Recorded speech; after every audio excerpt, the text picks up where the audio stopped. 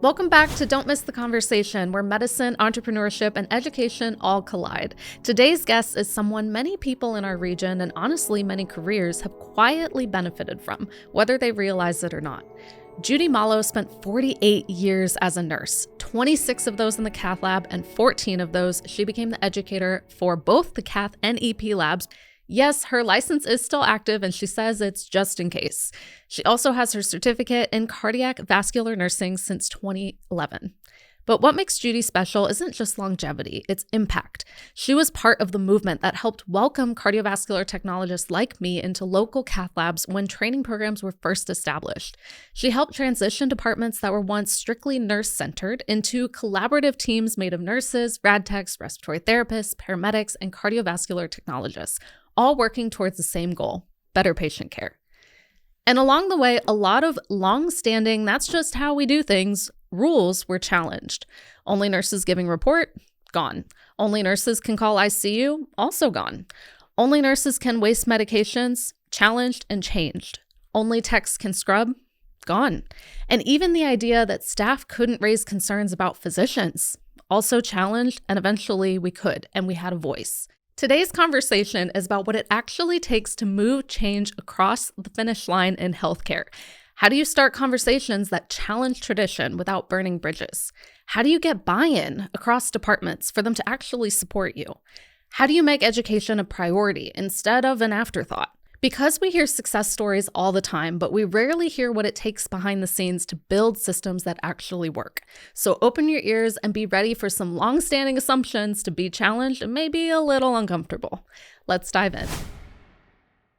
Judy, thank you so much for being here with us today. It's been a while since I've seen you, so it's nice to reunite. And I did give a little intro, but before we dive into some of the stories, let's zoom out a little bit. Just tell our listeners who you are and how you ended up in nursing in the first place, because I actually don't know. I ended up in nursing because all those years ago, women didn't have very many choices. It was secretarial, it was school teacher, which I had no interest in either of those. I actually wanted to be a veterinarian. Oh. And my dad kind of directed me away from that because he was afraid that I would be too old to be married. Oh, really? If I dedicated all that time to school. So I sort of ended up in nursing as a default, which actually worked out quite well. I mean, you liked it, I guess. I loved it. I had a great many opportunities. I was one of the first travel nurses with TravCorps when they first came into being. I've worked in some really cool places, including the Virgin Islands. So it really opened a lot of different doors and still allowed me to care for others, even if they weren't the furry kind. Yeah. Did you ever regret not doing? I mean, you could have pivoted at some point and done veterinary school if you wanted to. I don't think so. I actually got really interested in hearts thanks to Dr. Christian Barnard. All those many years ago, and was fortunate enough actually at some point in my career to attend a lecture from the gentleman. Hearts are just fascinating. Technology is ever changing, and it just allowed me still to sort of be who I was. Yeah. Yeah, it does allow for a little autonomy, which Yes. I think is nice. And especially in the cardiac cath lab. Once you get involved in a cardiac cath lab, you discover a great deal about yourself. But the autonomy is just incredible. The growth potential is there.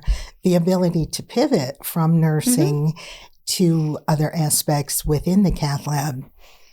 It's kind of like the world is your oyster once you get there. Yeah. Stuff that nobody actually knows about because it's not Googleable. Exactly. So did you find the cath lab from stuff like that, a lecture, or through I actually something else? found the cath lab quite by default. I was working in a CCU/open heart recovery in a smaller facility, and one day was sort of voluntold to jump in a pair of scrubs and assist in the cardiac cath lab. And it was to the moon from there. Is that because I imagine, I don't remember, but had the cath lab just kind of started in the hospital you were working at? It was relatively new. EP was very, very new at that time. But this was, what was it, mid-90s? Yeah. I suppose. So it had been around, but limited, very limited. And as far as disciplines. Yes. The disciplines involved in the cardiac cath lab at that time were very different than they are now. Oh, right. That's true. Mainly nurses with physicians and a rad tech to run the equipment. So you did kind of just have your role. I was able to record, which was funny because it was all done on paper at the time. Yes. And we constantly ran an EKG throughout the entire procedure. Nothing at all like, just papers on papers on papers. Oh, I know. And, should there be an emergency, you turned the paper on, you jumped up and did what you needed to do in the name of helping that person on the table. Right. And everything else is kind of secondary. Yes. So. Fair enough. So, I walked into a lab that was very open-minded. There were still some things I think we could have worked on to be a little more open-minded, but compared to what I hear now some places are extremely siloed. I always laugh because there's actually a lot of places I'm not allowed to work in, but they have my books. And I'm like, oh, well, I guess it doesn't really matter what your education is, does it? But it's more rampant. And I think Florida's a little more open. No, not even all of Florida, like Pensacola even, is a lot of just nurses and rad techs. And that was a little eye-opening for me. So let's say someone does see a gap in their department, but isn't in leadership, right? They're in staff. Walk us through how someone actually starts a conversation for change without being labeled as difficult. That is so difficult. Number one, you've got to have a backbone. You have to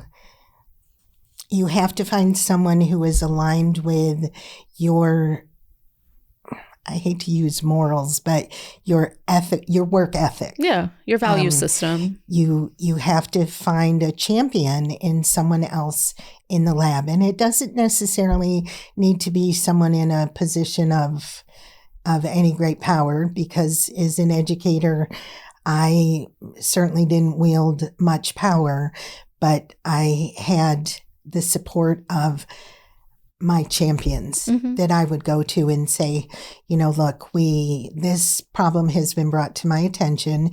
There needs to be a trust as well. I tried not to expect more of the team than I expected of myself. And I think that has to be a good foundation. Yeah. You need to trust your team. And when you're called in at 2:00 in the morning and you have to work as a team regardless of titles. Yeah. Because at that doesn't matter. Time, it really doesn't matter. But you have to know that your right hand and your left hand are there to support you as well as that physician at the table. Because the bottom line is that I think everyone forgets the technologists and the staff in the cath lab performs more procedures than any physician. And if any cardiologist tries to tell you they've done more than any of the team in the lab, it would not be out of line to question their numbers. Right.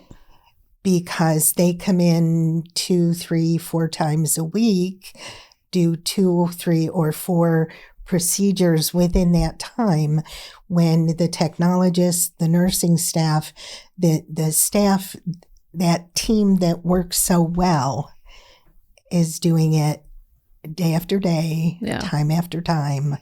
And it always made my heart jump for joy to hear in our lab the collaboration between the majority of the physicians and the person standing beside them, or the people circulating the case, the people at the monitor. They always leaned on those people to remind them of arrhythmias, remind them of changes in patient status.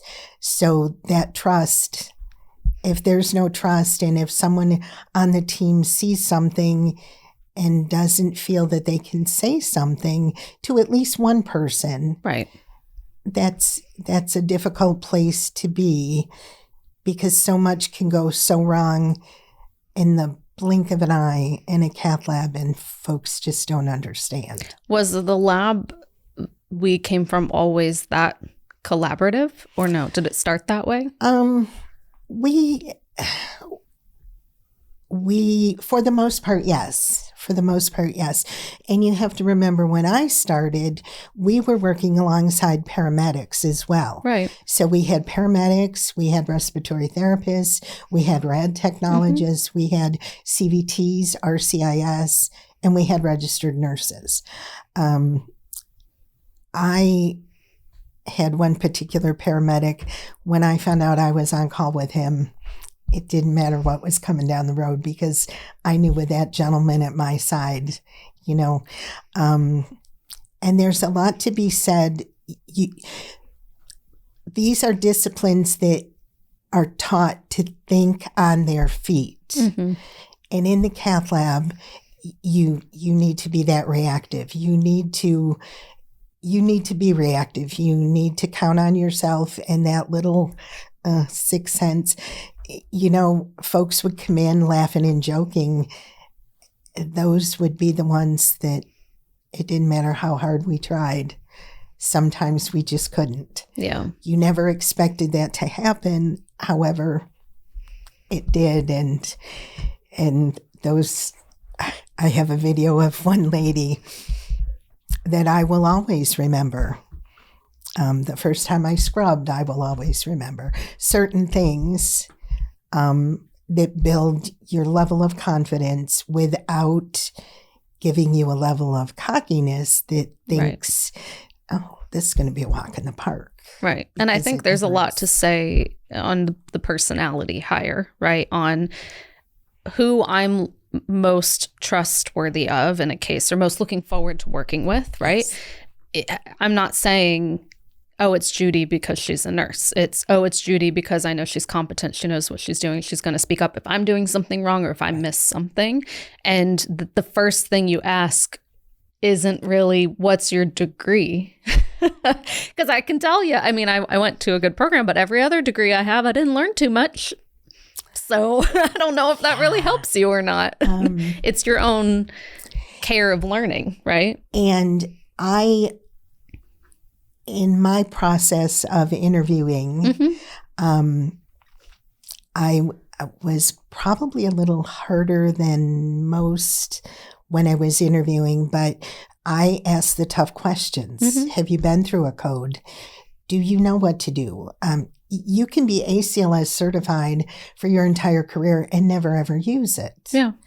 And that doesn't mean a thing. If you can't put together what you've learned, you're more of a hindrance than a help. Yeah.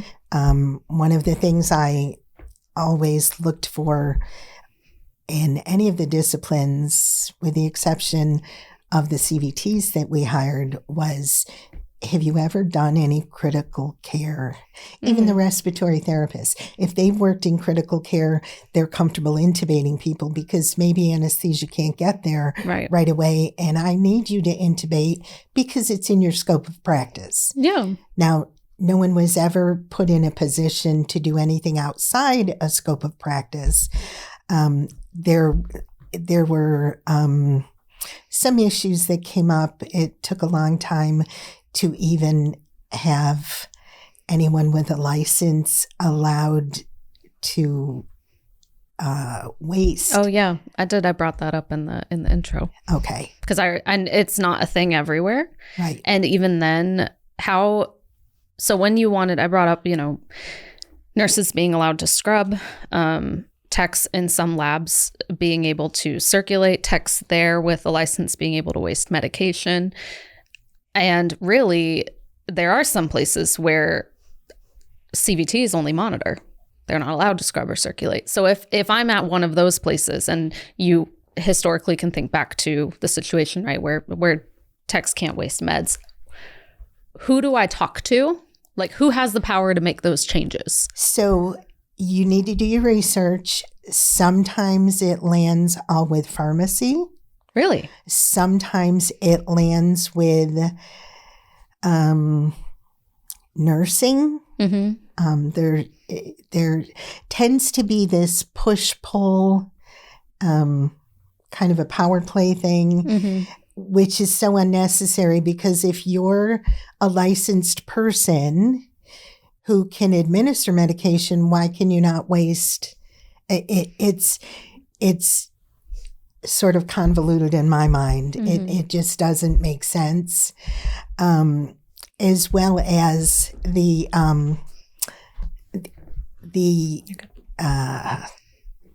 ability to scrub. Yeah. My scrub technique was learned on the job. Mm-hmm. I had no formal training. I knew sterile technique because I was a nurse, mm-hmm. but I didn't know how to thread a wire through this little teeny tiny catheter. I took a catheter and a wire home, and any minute I was sitting in front of the TV or whatever where I could run that wire up that catheter, and just do it by touch. And mm-hmm. The bottom line, the biggest problem I had was making people outside of the cath lab understand what it is we do, and the fact that we do it as a team.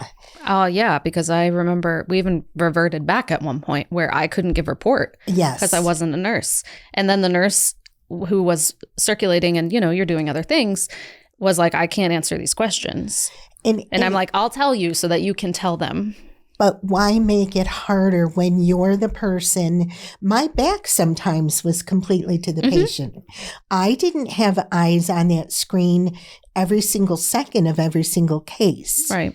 My job was to protect the patient, right. protect their airway, make sure they were sedated enough so they weren't in any discomfort, but also awake enough to be able to cough if I needed them to.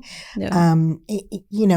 There's so many moving parts to a cardiac cath lab. So the first thing I had to do was develop an orientation. Yeah. Which I just standardized for every single person coming through the lab. You got that giant lovely book. 3-inch but it was so helpful. binder that had checkoffs for nursing, it had mm-hmm. checkoffs for scrubbing, it had checkoffs for monitoring, because at some point you should be able to at least be familiar with each position in the lab. Right. Now, do you know the ins and outs of every medication I'm giving? Probably not, but I can answer those questions if I'm tied up doing something else. Right. Do I know every single arrhythmia? Probably not as well as my CVTs did, because I knew them from the nursing standpoint. Right.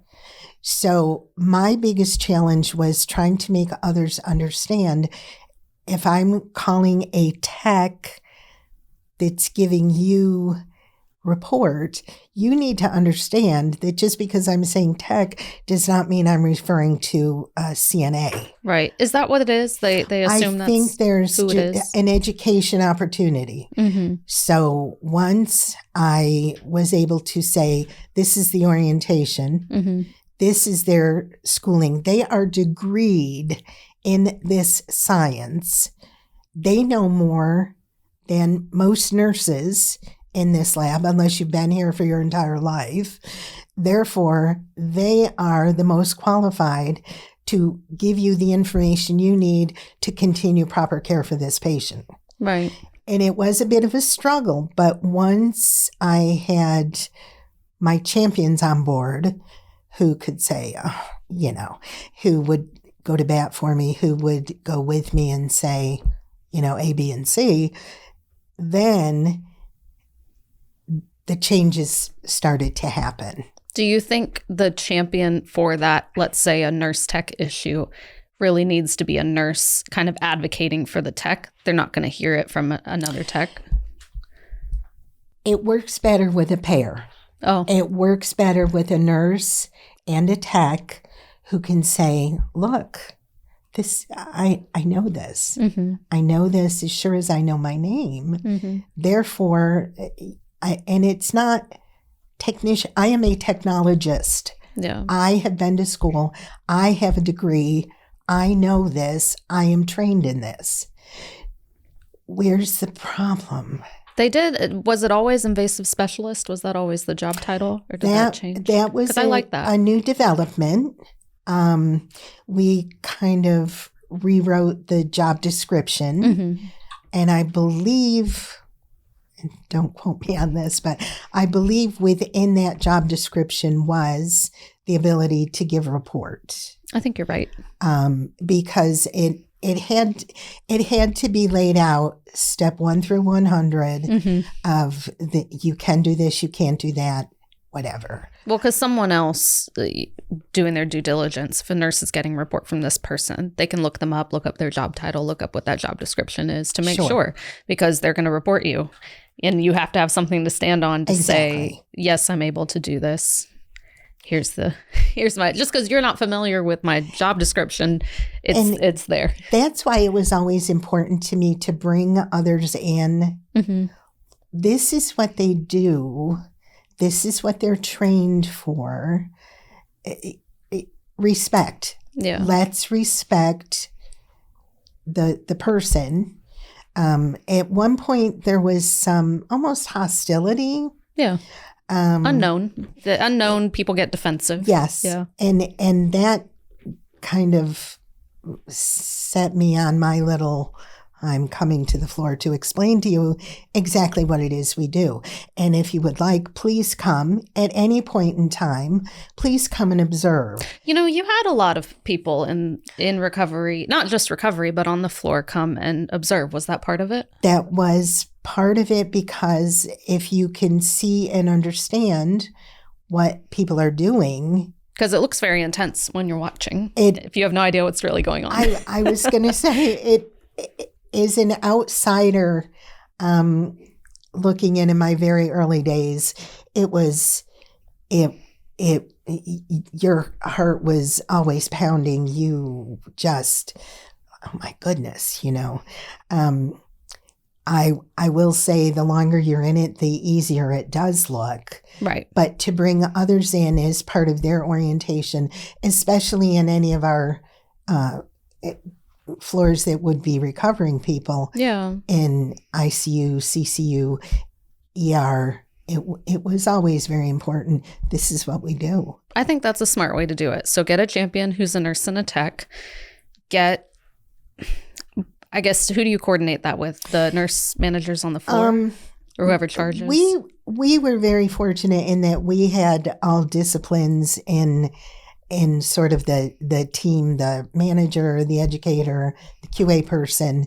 And then you need to meet with the Department of Cardiology, where the main concentration of your people are going to go. Mm-hmm. And then meet with those. And it, a 30-minute meeting, have it down on paper. These are our bullet points. This is what we're covering. This is what I want you to know. Now, you're coming for 30 minutes to observe. Mm-hmm. I want you to see firsthand what is what.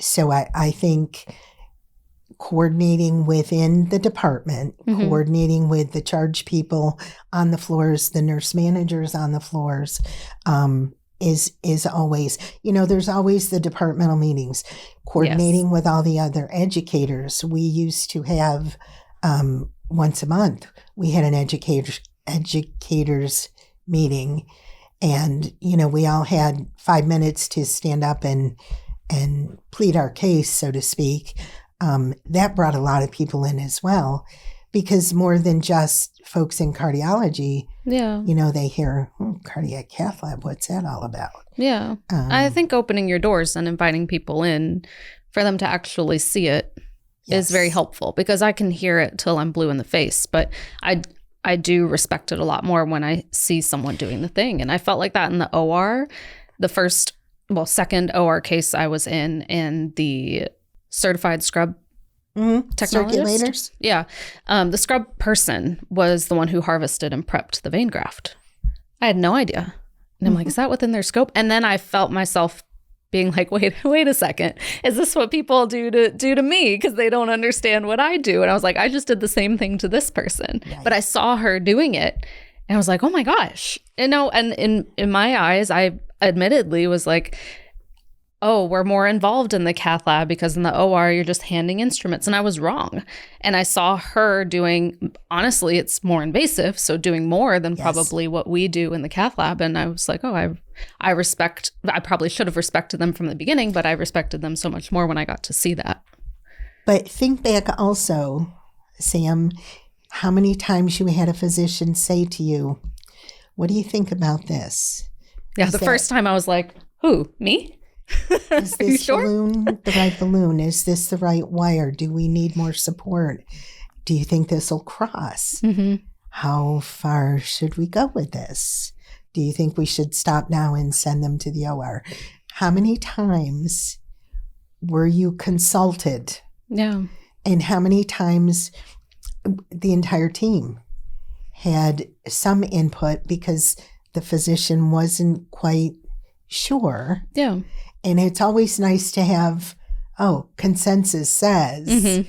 So I think if you look at bringing people in to see that collaboration as well, I think that also is, like you had an aha moment, like, ooh, this is more than I thought it was. Yeah. Yeah. And then those are the people that I want to get report from. Right? Are the people who are involved. And I think it is eye-opening to, just like the other way around, if I'm receiving a patient from the floor, I'm not calling the physician asking for a report. Right. Because I know they had their little 2-minute spiel, right? I'm going to talk to the person who's more involved. Right. You assume anyway. So we talked about the orientation packet, which I thought was important. I think checkoffs are very important. People knowing how to make them, use them, assess, give feedback, reassess. I think you got to train people to do that. Was there maybe one or two small education changes that you made in the department or you implemented or helped create that made what you would say was the biggest impact? I think the biggest impact was the doorstop of an orientation manual, because when I took the educator position, we had a here, there, everywhere, nothing together. So I just standardized everything, because the bottom line is we all do the same job, whether assigned the job or not. When it goes bad in a hurry, everybody needs to know the basics. So I thought if I started with basics for everyone and everyone had the same basics, from there we'll branch out and we'll do what we need to do. The other thing was relying on my reps. Mm-hmm. I had reps in almost every single day. When it came time for annual clinical review, it was an entire week. They were there because they know the equipment. They know Impella, they know balloon pumps, they know Zols, life packs, this, that, whatever, which freed me up to give the tests that everyone loved so dearly. We had monthly, was it monthly or quarterly? The EKG tests? You had a little more monthly in there when it came for JCO stuff, but monthly, it was a quick review. What did it take? 3 minutes, maybe. Yeah. It pulled people together saying, hey, I think it might be. Is it cheating if I ask this person to help walk me through it? Right. First degree, second degree. Well, what are we saying, guys? What are we saying? So it kind of brought a little fun to something that was what I thought was just a little review. Yeah. I know not everyone cared for it, but that's okay. I wasn't there to make friends. No. I was there to make sure that everyone was held to a certain level of competency. Mm-hmm. And again, like I said, bringing the reps in, they're the champions of Mm-hmm. their particular equipment. And especially pacemakers. People are so intimidated by pacemakers. Yeah. And, the reps know that. And they always had an easy way to remind people, where you're going up, where you're going down, how to adjust your rate. If you think that you're sending someone into an SVT, turn it off. That's all you Mm-hmm. have to do. You're not stimulating anymore, but they made it fun. And my hard part toward the end of my career was the buy-in from getting cases done versus maintaining competency. Yeah. And Just because we're busy doesn't mean you can stop doing these things. Right. Because then cases take longer because somebody doesn't know how to do something and you got to wait for someone to come in to explain how to do this thing. Yeah. I understand that 100%. So we hear from staff all the time who say, I'm not leadership, but I see problems. Who do you think they should go to first? Manager, educator? If they have an educator, not everybody does. If they have someone that they feel they can trust, someone they can talk to, maybe or a lead. A lot of people have leads. Or a supervisor, whichever title they're given. If they feel they have a relationship with them,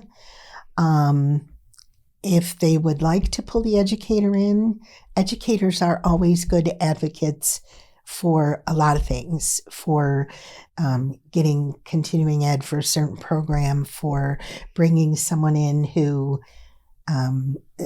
a rep in who could review pacemakers with them again, or but they need to look for and need to have a relationship with someone that they can trust. And again, sometimes that's just not there. Right. But field it out and see how it's received. Yeah. And if there's no reception, or it's a cold reception, then get a counterpart, one of your team members who believes or has seen what you've seen, and then the two of you go. And because sometimes there's power in numbers. Yeah. And if it's a continuing problem and 2 or 3 people are continuing to see this. Now, granted, sometimes folks get labeled troublemaker, stirring the pot, whatever they want to call it. Sometimes that's the only way to get a resolution to a problem that's bothersome. And sometimes you have to wear that hat. Yeah. Life isn't easy, work isn't easy, but if it were your loved one on the table, and I tried to hammer that home too.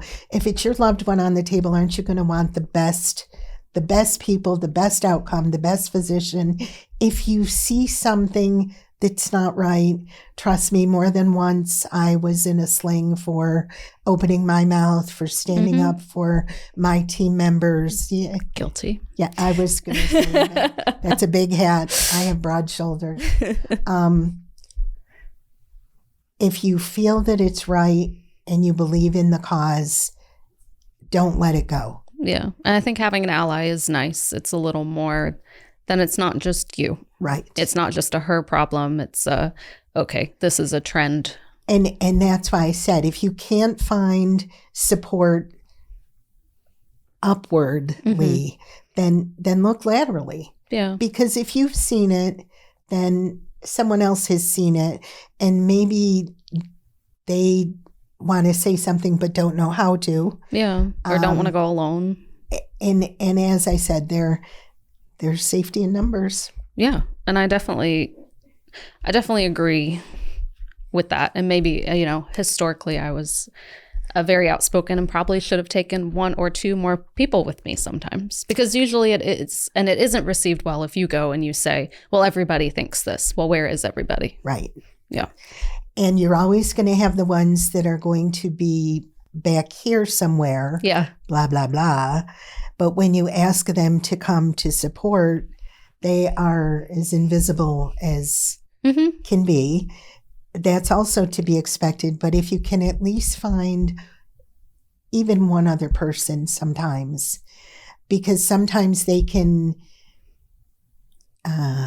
deliver the issue better than you could, because maybe you're too involved with it. Yeah. Maybe it's too personal. Too passionate.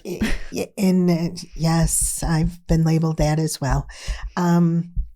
Again, I applaud anyone who will stand up and say, this is wrong. Yeah. Because the only way change is going to happen is if someone does stand up and say, this isn't right. Yeah. It's not fair. And sometimes you can find a champion in a physician. Yeah. Those are the best. Because they automatically listen to them. And we had two that came in shortly after I started. And they had young ideas, which ruffled feathers along the way. But the bottom line was they proved themselves time and time and time again. And then they proved themselves because they listened. They heard what the staff was saying, and they went to bat for staff. And if you can find that in a physician, use it to the max. Yeah. Use it. I think a lot of physicians are also sometimes afraid to speak up, and it's nice if staff supports them, when they're like, I'll go to bat for you for this, because there's physician to physician politics too. Oh, very much. Who they're worried about. Yeah. And you have to understand that, like, they're experiencing the same thing as you, just in a different room. Right. So we're going to do one last segment to wrap it up. You haven't seen this, so I'm going to have you take this little whiteboard. Is it white? Because I love a whiteboard. An expo marker. So this segment is called Write It, Reveal It. I'm going to ask a question or say a phrase. You're going to fill in the blank or put one word answer. Okay. And then you're going to reveal it on the count of 3. Something a little lighthearted. Maybe not so lighthearted. One word for the biggest barrier to change in healthcare. You could put healthcare from a staff level, I guess. That's a heavy loaded question. 3, 2, 1. That was quick. Fear. Ooh. Fear for change.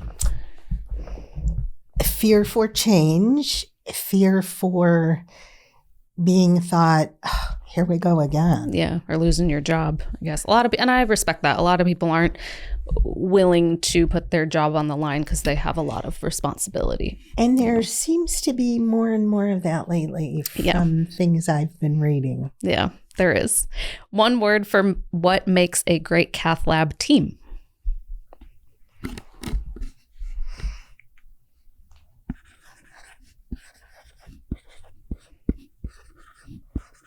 It's a long word, but I accept 2 words. 3, 2, 1.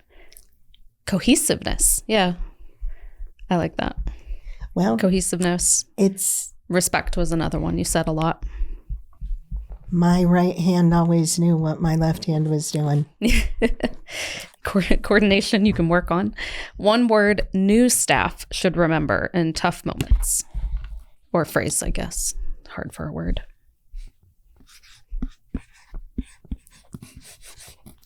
3, 2, 1. We got a double underline. Ask.